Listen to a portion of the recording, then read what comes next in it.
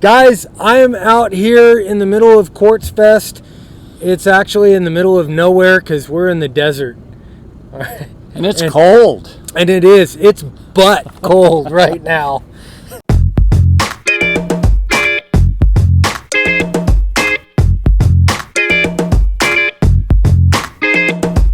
Guys, I'm here with the professor of ham radio, Gordon West, WB6NOA. Hey, Gordo, thanks for being on a tiny little nothing show like mine.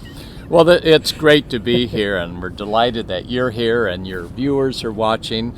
20 years we've been doing Quartz Fest, and the Quartz Fest ham radio get-together out here on the desert floor has attracted folks from all over the country, and we now have, I think, about 650, maybe 700 hams on scene, and we started out with about 6 or 7 hams, so we've really grown in 20 years. Yeah, that's amazing. Last year was my first year out here, and I actually had some vehicle problems on the way out, so we didn't get to do as much, and we stayed pretty well here. This year, we brought a 4-wheeler with us, and to make my wife happy, we've been out 4-wheeling. We went and saw Patton's training ground yesterday. Wow! I can't begin to tell everybody how cool this place is. It's like 5 miles back to town, 5 miles that way, and it is wall-to-wall motorhomes all the way through. And it's not just ham radio, guys. It's what is it out here? Why does everybody come out here? Well, I think they enjoy the camaraderie and fellow interest in both ham radio as well as RVing. And we even have non-RVers in tents. So it's really hams that enjoy the outdoors and hams that like putting summits on the air and national parks on the air. They're right at home because they know what it's like to operate and bring their vehicle where there's no dump station, there's no electricity, there's no warm heater that you plug into. It's rough out here for those that have never been on the desert floor, but for those of us that have been here so many times, it's a great experience. And it's not just ham radio. We play RV, refrigeration, we talk about air conditioners, things like that as well. Yeah. Ladies have programs, we have games for kids. So we try and make this a family affair 1 week on the desert floor. Wow. Yeah, it just amazes me. I come out here and I see all this and all the programs and just the RVers and everybody. Guys, if you haven't been here, you got to go. At least once in your life. This is kind of one of those bucket list ham radio things that you got to go do. The other one is Dayton, which I haven't been to yet. Oh, wow. Well, Dayton's at their new facility at the Greene County Fairgrounds, and it's always a new adventure. Anytime a ham fest moves, or anytime that there's a big change in a club, it's always let's get behind it and make it happen. So that's what hams are doing for the Dayton Hamvention coming up this May.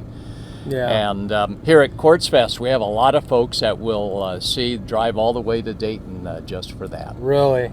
That's incredible. I wish I had the time and the money to do that. Yeah, luckily Quartz Fest is free. Doesn't cost a cent. Yeah, that's the other thing is this. You drive in, you find a place to park, and I'm parked with a bunch of friends that I talk to on the radio every day from all over the western United States. And we're all parked together, so we get to meet up once a year, this whole group of us. And then we talk at 5 watts around here on 40 meters.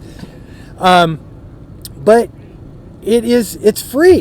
This is, pay for the gas, get out here and find a place to camp. There's seminars all day long.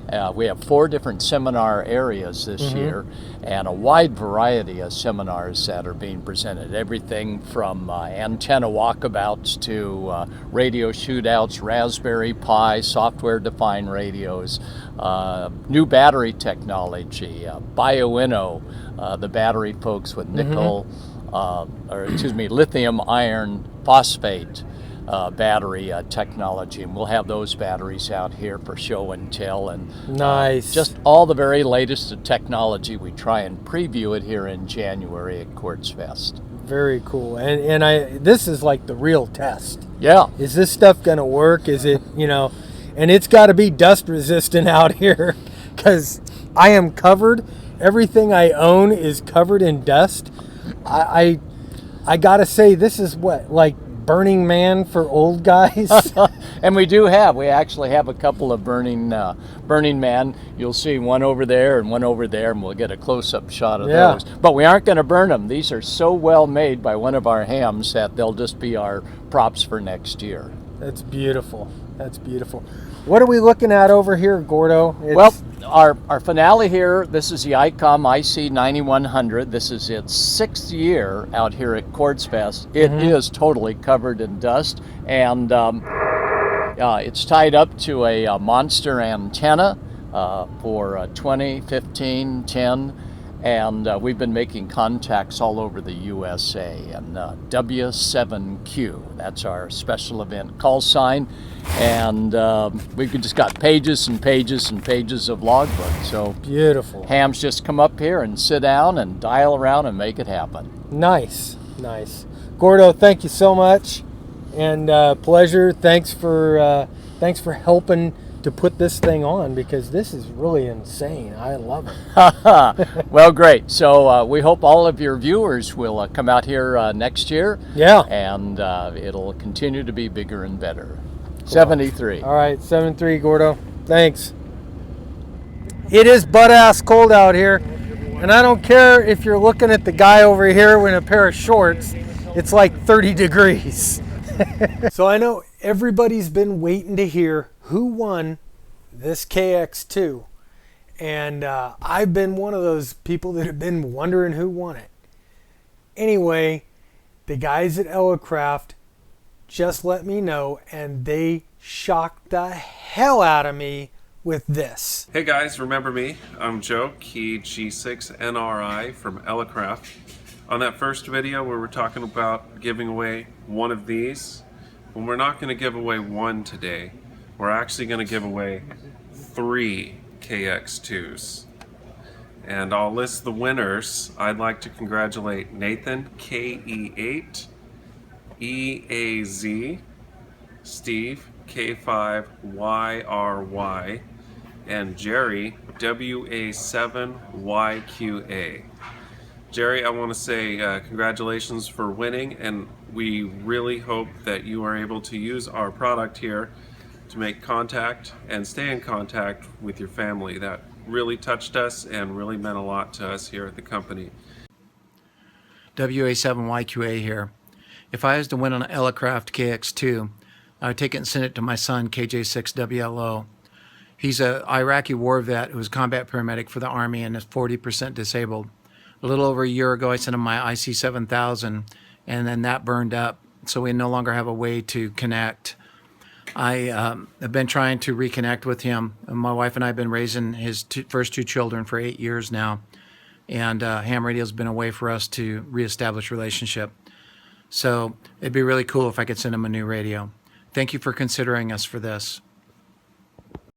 And I got to give it to Nathan, KE8 EAZ, because dude, Slim Shady, that is really, really cool. I could tell you put a lot of work into that video, and who doesn't like Eminem? That is touching the youth that I really like, and I think that's awesome.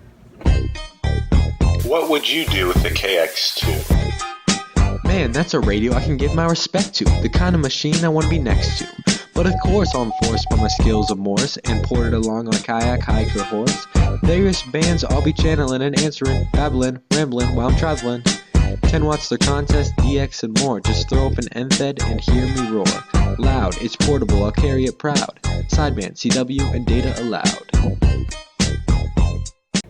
And Steve, K5YRY, we really liked your poem here, and I think that's great that you're going to take it out in the field, show people, use it to get people excited in ham radio, because I think that's something that's very, very important for sustaining our hobby. We really need to share amateur radio with lots of different people, lots of our young people, and get them excited, because if we don't, we may not have a ham radio hobby in the future, and that's very important to me, and I'm sure a lot of other people. What would I do if I had a KX2? Don't even think I might be daft, but I would take that Elecraft for a ride out on my bike. I'd use it with a mic. I'd use it with a bug. I'd give my pedals a great big hug. I'd share it with the kids at school. Folks at the park would think it's cool. Iota, soda, radar, and Hamfest? No more Impota, though it was best. What would I do with a KX2? I'd be an Elmer with an attitude. So K6UDA, pick me, KF5RY73. So anyways, congratulations guys. We'll be getting these sent out to you pretty soon. And anyways, congratulations. Now, they're both getting the mic with the KX2. Any other options that they want, they're gonna have to order them, and they'll have to pay for them. But they're also extending a free mic to anybody who orders a KX2 through the month of February. So all you guys that have been waiting to buy your KX2, if you buy the KX2 through the month of February, and on the order form, on the comment section of the order form, you say K6UDA 5000 contest, you'll get your microphone absolutely free. Now, that's a pretty good deal, and everybody who wants one is a winner. Alright guys, if you like my videos, give me the thumbs up. And if you haven't already hit the subscribe button, be sure and hit that subscribe button. Anyway, from Quartzsite, Arizona, and Quartz Fest 2017, I'm Bob, K6UDA, and I'm out of here. 7-3, guys.